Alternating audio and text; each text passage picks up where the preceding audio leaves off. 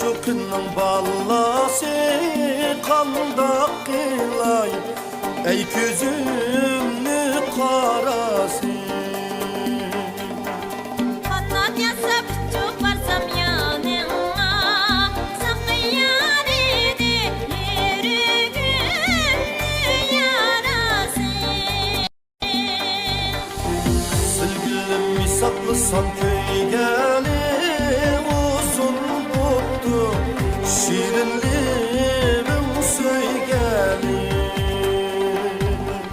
Bilsen bana esnafım bilemez dur sen canandın bu gönüllü beni gelin.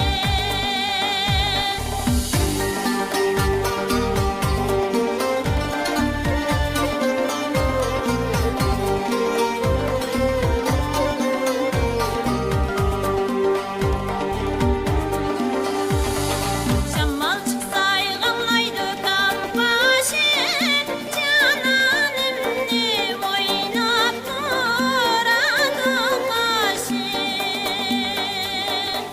Sevgilim bilsem eğer halimi yatkan cayım dümlükte direk başım. Aynı kızı bulup dilip açmandık aman dipik bozulun hiç aşkındık. Sevgilim ne de tuzup yürüysen küzde ucum taslikini açkan de.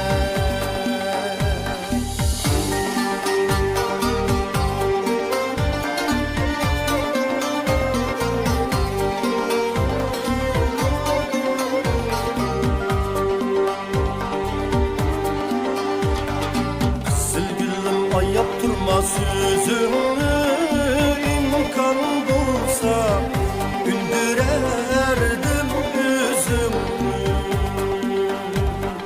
Büyük bağrımış macalı kalmadı dermanlı kıllay oynap aydak yüzümü.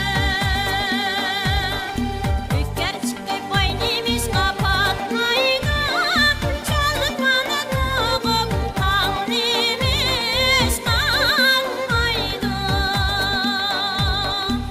Sevgilim bilsem baktım karaken amma yaşım herkes bekar akmaydı.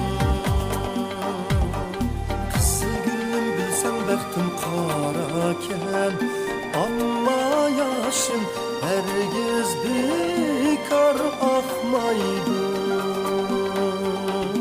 Sevgilim bilsem baktım karaken amma yaşım herkes bekar akmaydı. Kızım gülüm bilsem baktım karaken amma yaşım